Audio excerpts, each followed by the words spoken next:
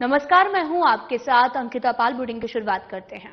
छत्तीसगढ़ विधानसभा के रजत जयंती वर्ष के उपलक्ष्य में विधानसभा अध्यक्ष डॉक्टर रमन सिंह, मुख्यमंत्री विष्णुदेव साय और नेता प्रतिपक्ष डॉक्टर चरणदास महंत ने विधानसभा परिसर में स्मृतियां छायाचित्रों की प्रदर्शनी का शुभारंभ किया है। और प्रदर्शनी के शुभारंभ के पश्चात विधानसभा अध्यक्ष डॉक्टर रमन सिंह, मुख्यमंत्री विष्णुदेव साय, नेता प्रतिपक्ष डॉक्टर चरणदास महंत सहित मंत्रियों और विधायकों ने छायाचित्र प्रदर्शनी का अवलोकन किया और उसकी सराहना की। इस अवसर पर विधानसभा सचिव दिनेश शर्मा भी उपस्थित रहे हैं।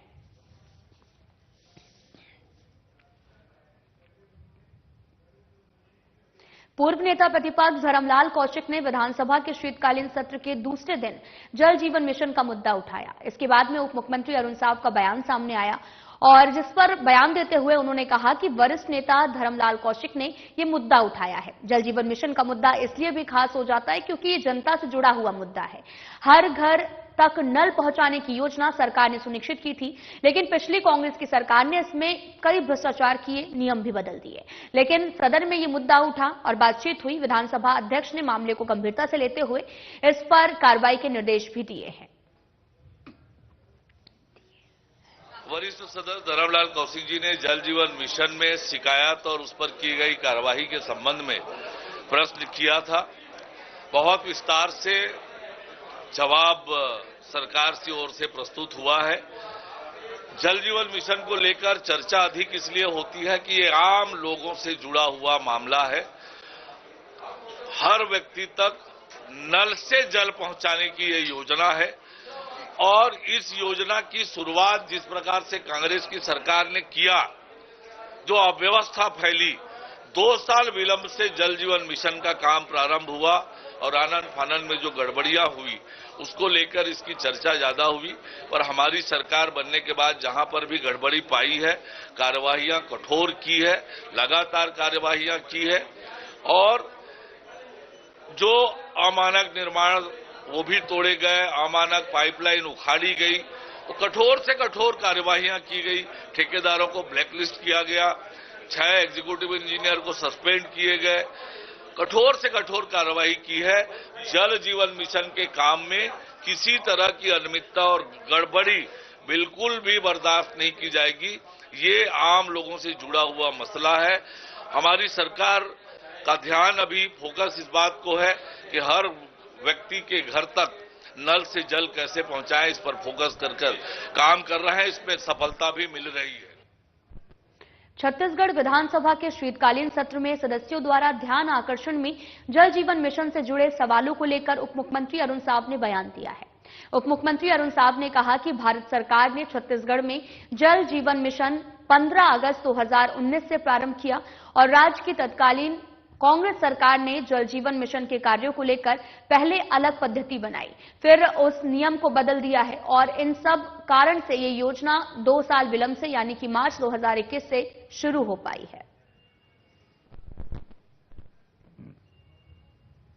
आज कुछ माननीय सदस्यों ने जल जीवन मिशन के काम की गति, इन सबको लेकर ध्यानाकर्षण लगाया था। मैंने स्पष्ट रूप से उस प्रश्नों का जवाब दिया है कि हम सब जानते हैं कि छत्तीसगढ़ के जल जीवन मिशन 15 अगस्त 2019 को भारत सरकार ने प्रारंभ किया, पर हमारी राज्य में हमारी राज्य सरकार, कांग्रेस की सरकार ने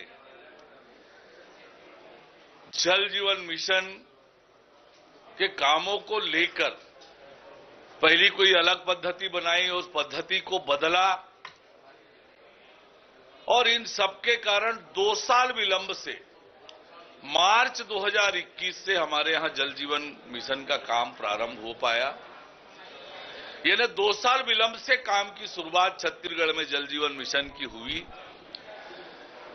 और हम सब जानते हैं कि किस प्रकार से काम हुआ है।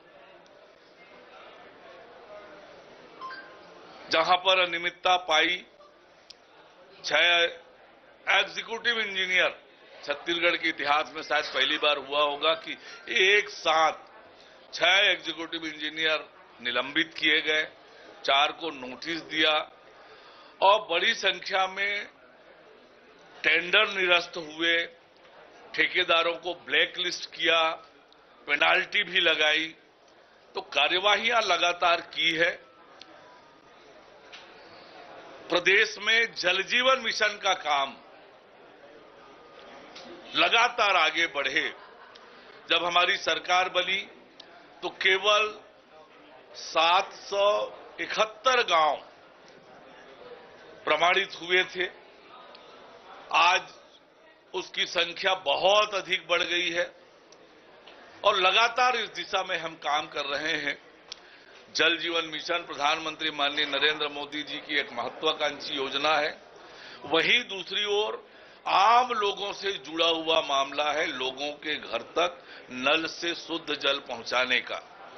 इस काम को हमारी सरकार पूरी गंभीरता से कर रही है और जो भी स्थिति में काम है उन कामों को कैसे हम ठीक करें, जहां पर जल स्रोत नहीं है कैसे वहां पर जल स्रोत का निर्माण होगा। टंकियां बनी हैं पर जल स्रोत नहीं होने के कारण जल की आपूर्ति नहीं हो पा रही है।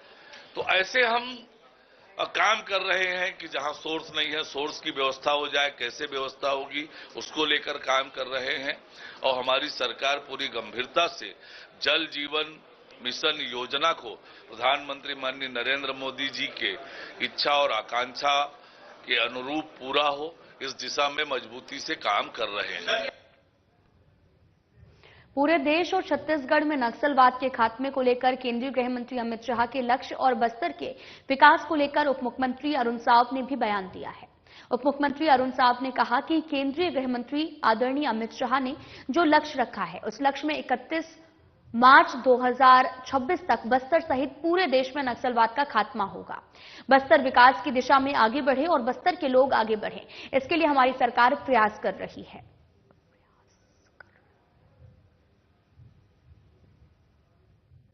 पूरा छत्तीसगढ़ जानता है कि प्रदेश में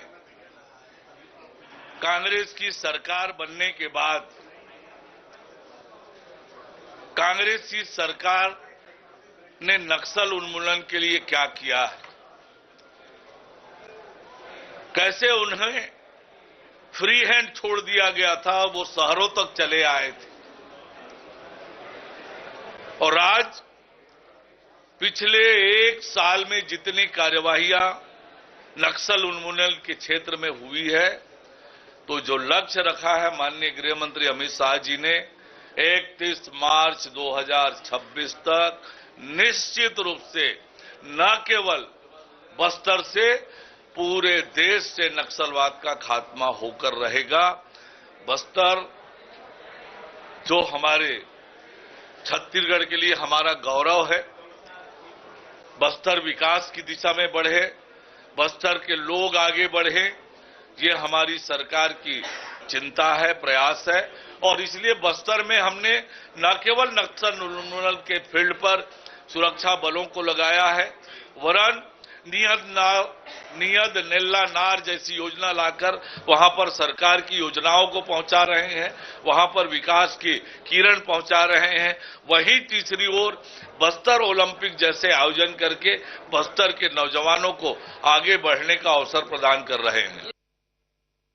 धान खरीदी और केंद्रों से धान के उठाव को लेकर प्रदेश में कांग्रेस पार्टी लगातार हमलावर है, जिसको लेकर उप मुख्यमंत्री अरुण साव ने जोरदार पलटवार किया है। उप मुख्यमंत्री अरुण साव ने कहा कि 50 लाख टन से अधिक की धान खरीदी हो चुकी है और ये आंकड़े भी बताते हैं कि धान खरीदी को लेकर प्रदेश में कोई दिक्कत नहीं है। सरकार केंद्रों से धान उठाव की व्यवस्था कर रही है और कुछ दिनों में व्यवस्था सुचारू रूप से संचालित होने लगेगी। किसानों को किसी प्रकार की दिक्कत भी नहीं हो रही है।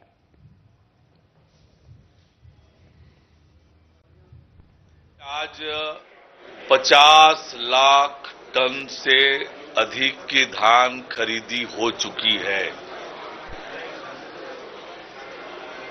ये इस बात को बताता है कि धान खरीदी में किसी तरह की कोई दिक्कत नहीं है। रही बात भंडारण केंद्रों से धान के उठाव की, सरकार उसकी व्यवस्था कर रही है और आने वाले कुछ ही दिनों में वो व्यवस्था सुचारू रूप से संपादित होने लगेगी। किसानों को किसी तरह की कोई दिक्कत नहीं हो रही है धान खरीदी से, ये स्पष्ट है। कांग्रेस पार्टी आज मुद्दा विहीन है, इसलिए जिस कांग्रेस पार्टी ने किसानों को तरसाया हो, परेशान किया हो, 4 किस्तों में राशि दे रहे थे, चौथी किस्त में कटौती कर रहे थे, वो किसका पैसा था चौथी किस्त में जिसको कटौती किया? तो ये किसानों के पैसा हड़पने वाले किसानों के हित की बात न करें। किसानों के हित की चिंता देश में, प्रदेश में जब भी भारतीय जनता पार्टी की सरकार बनी है, किसानों के हित में काम हुआ है। पद्मश्री और पद्म विभूषण, आपको बताते चले कि भूषण तीजन बाई से भी मिलने स्वास्थ्य मंत्री श्याम बिहारी जायसवाल उनके निवास पहुंचे हैं। पद्मश्री पद्म भूषण तीजन बाई से मुलाकात कर उनके स्वास्थ्य का हालचाल जाना है और साथ ही उनके 5 लाख की सहायता राशि प्रदान की। उन्होंने परिवार में नौकरी की मांग को लेकर मुख्यमंत्री से चर्चा करने का आश्वासन भी दिया है। इस दौरान दुर्ग ग्रामीण और साथ ही अहिवारा विधायक भी उनके साथ मौजूद रहे। जी नहीं, हमने कोई देरी नहीं की है। आज से 7 महीना पहले इनकी तबीयत खराब की सूचना मिली थी। माननीय मुख्यमंत्री जी ने मुझे विशेष रूप से बुलाकर कहा था कि तीजन बाई जी हमारे प्रदेश की गौरव हैं, इस प्रदेश की धरोहर हैं और प्रदेश के लोक कला और संस्कृति को न केवल छत्तीसगढ़, न केवल भारत, अपितु विश्व में यहाँ की संस्कृति को पहुंचाने का इन्होंने काम किया है। और यही कारण है कि भारत सरकार ने इनको पद्मश्री और पद्म भूषण पुरस्कार से पुरस्कृत किया है। और न केवल छत्तीसगढ़ अपितु ये राष्ट्र की धरोहर हैं। और 7 महीना पहले माननीय मुख्यमंत्री जी ने मुझे निर्देशित किया था कि स्वास्थ्य का हालचाल लें। मैं स्वयं जिला कलेक्टर के माध्यम से और अपने जो CMHO हैं उनके माध्यम से इनके पास भेजा, इनका स्वास्थ्य परीक्षण कराया गया और तब से लगातार एक फिजियोथेरेपिस्ट, एक डॉक्टर और एक नर्स को इनके नियमित स्वास्थ्य की देखभाल के लिए हमने उनको नियुक्त किया है। और आज उनके मीडिया के सामने आपने देखा होगा कि उनके परिवारों के जनों ने राज्य सरकार के प्रति, स्वास्थ्य विभाग के प्रति संतुष्टि जताई है।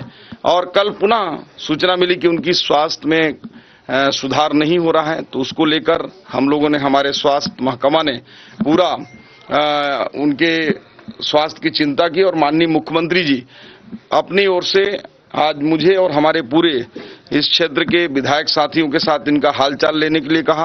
आज हमारे हेल्थ डिपार्टमेंट के डायरेक्टर हेल्थ भी हैं, CMHO हैं, जिला के कलेक्टर हैं, हमारे विधायक इस क्षेत्र के वर्सेबाड़ा जी हैं, हमारे दुर्ग के गजेंद्र यादव जी हैं, दुर्ग ग्रामीण के ललित चंद्राकर जी हैं, पूर्व विधायक राजमहन सांवलाराम डहरे जी हैं। इस प्रकार से हम लोग पूरे लोग माननीय मुख्यमंत्री जी के निर्देश पर आज आए हैं।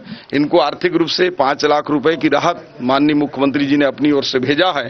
तो निश्चित रूप से सरकार देर नहीं की है। सरकार समय समय पर, आज नहीं 7 माह पहले से, जब से इनकी स्वास्थ्य गड़बड़ हुआ है, लगातार इनके सतत संपर्क में बने हुए हैं और इनके लिए जो भी आवश्यकता होगी, चाहे स्वास्थ्य सुविधाओं के लिए, चाहे इनके जीवन यापन के लिए, भरण पोषण के लिए, राज्य सरकार इनके साथ खड़ी है।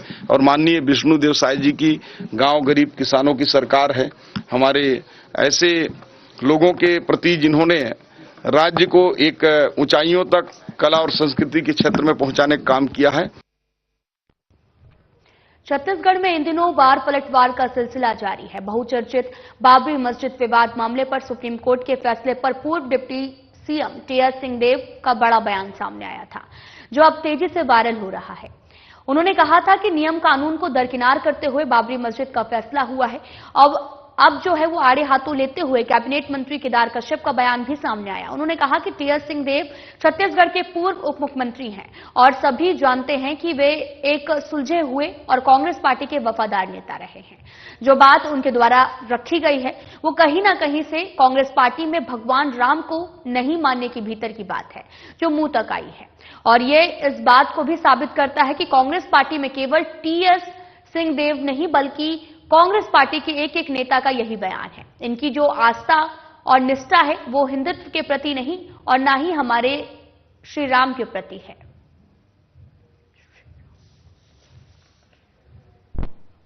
देव जी छत्तीसगढ़ के पूर्व मुख्यमंत्री रहे हैं और सभी जानते हैं कि वो एक सुलझे हुए और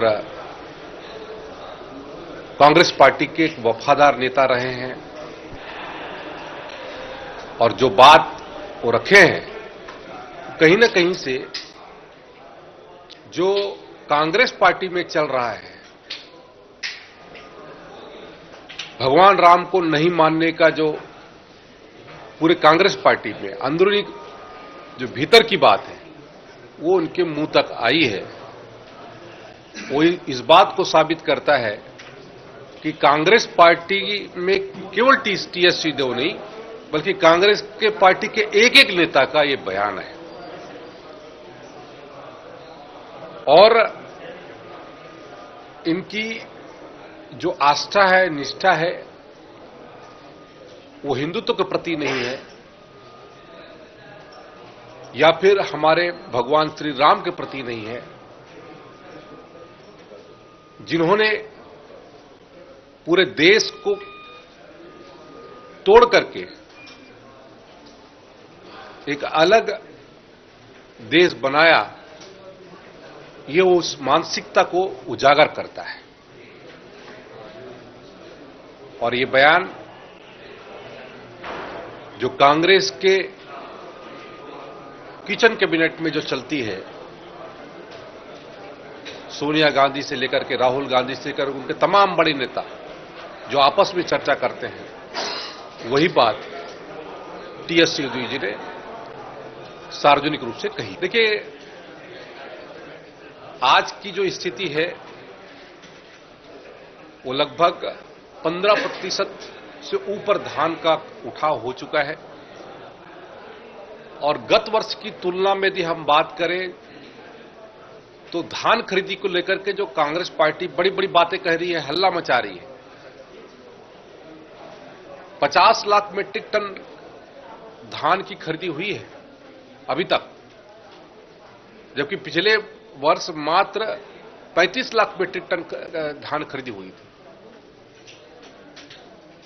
और जो हमारे पंजीकृत हमारे जो किसान हैं, उन किसानों की भी संख्या बड़ी है, लगभग 3.5 लाख से ऊपर किसानों की संख्या पंजीकरण में बढ़ी है। तो सरकार की मंशा है, माननीय विष्णुदेव साय जी की सोच है कि अन्नदाताओं का किसी भी तरीके से नुकसान ना हो और जो उनका हक मिलना चाहिए उसके लिए सरकार पूरी तरीके से कटिबद्ध है। कुछ बात को लेकर गतिरोध था, लेकिन जल्द से जल्द उसका समाधान की ओर हम बढ़। विधानसभा शीतकालीन सत्र के दूसरे दिन नेता प्रतिपक्ष चरणदास महंत का बयान सामने आया, जिसमें उन्होंने धान खरीदी को लेकर कहा कि मैंने इस बात को बार बार कहा है कि धान खरीदी में भ्रष्टाचार हो रहा है और धान का बोरा 480 ग्राम का मिला और ये बातें बार बार दोहराने के बाद भी मंत्री द्वारा इसे स्वीकार नहीं किया गया।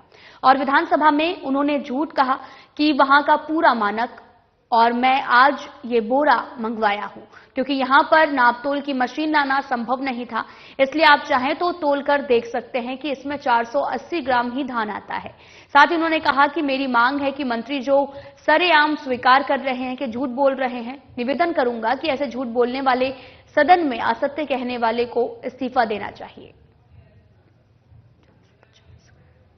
प्रदर्शन के दौरान इस बात को बार बार कह रहा था कि मैं तरेंगा गांव जो विधानसभा क्षेत्र भाटापारा में आता है वहां गया था और बोरा वहां 480 ग्राम का मिला है, जो कि अमानक है।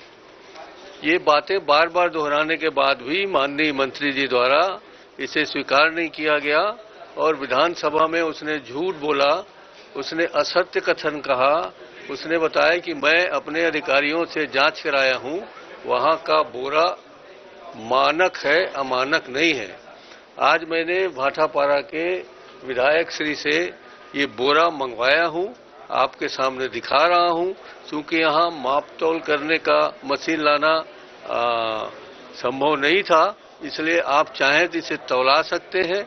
ये 480 ग्राम है, 490 ग्राम है और 400 से 95 ग्राम के आसपास है। ये 3 अलग अलग बोरे हैं, ये अमानक है।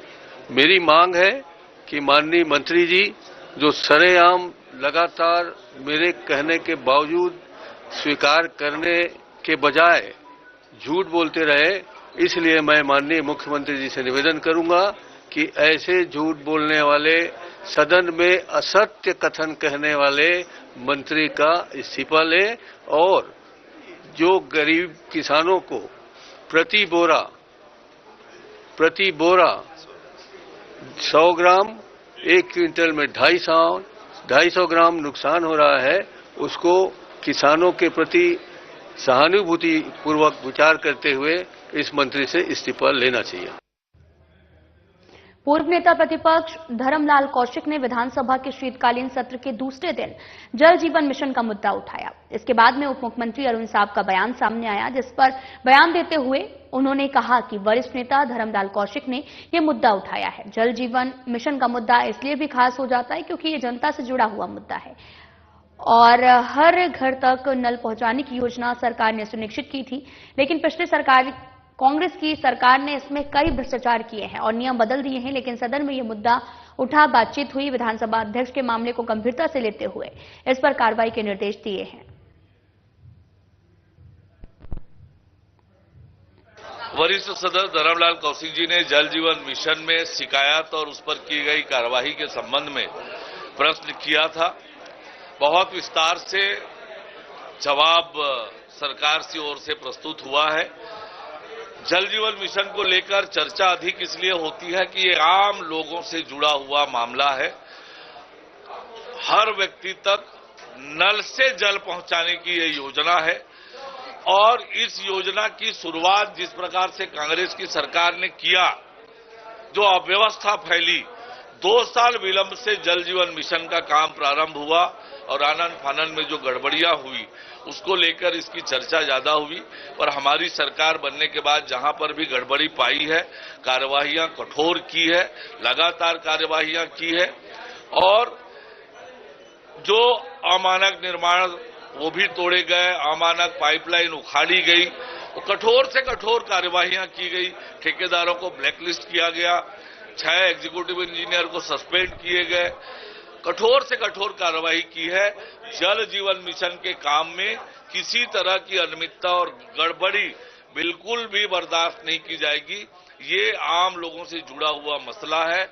हमारी सरकार का ध्यान अभी फोकस इस बात को है कि हर व्यक्ति के घर तक नल से जल कैसे पहुंचाएं, इस पर फोकस कर काम कर रहे हैं। इसमें सफलता भी मिल रही है। जल जीवन मिशन केंद्र सरकार की माननीय नरेंद्र मोदी जी प्रधानमंत्री जी की एक महती योजना है कि हर घर तक जल पहुंचाना।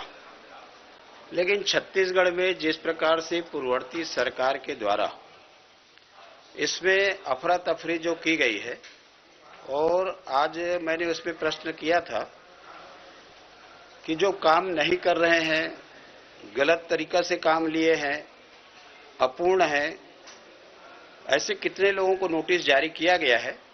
तो मंत्री जी का जवाब आया है कि 2 वर्षों में 2,918 लोगों को नोटिस दी गई है जो काम करने वाले हैं, और उसमें 2-3 मुख्य है कि कुछ तो कार्य प्रारंभ भी नहीं किए हैं, कुछ लोग जो किए हैं तो इतनी धीमी गति है कि लोगों के घर तक पानी पहुंचाना संभव ही नहीं है, और जो काम जो हो रहे हैं उसमें जिस प्रकार से अनियमितता पाई गई है। 72 शिकायतें हमारे अन्य लोगों के द्वारा और उसमें खास करके सांसद और पूर्व विधायक के द्वारा उसमें जो शिकायत की गई है उसको भी उन्होंने स्वीकार किया है, और स्वीकार करने के बाद में उसमें कार्रवाई के लिए प्रक्रियाधीन बताई जा रही है। मतलब इस बात को तो स्वीकार किए हैं कि उसमें अनियमितता है, और उससे भी ज्यादा अनियमितता की जो बात आई है कि ऐसे लोग जो काम किए हैं उसमें 12-15 संस्थाएं हैं कि गलत तरीका से काम प्राप्त करने के लिए ठेकेदारों के द्वारा फर्जी दस्तावेज उसमें लगाया गया है, दस्तावेज में कूट रचना की गई है, और इस प्रकार से ये 420 का मामला बनता है। इसको जांच अधिकारी ने स्वीकार किया है।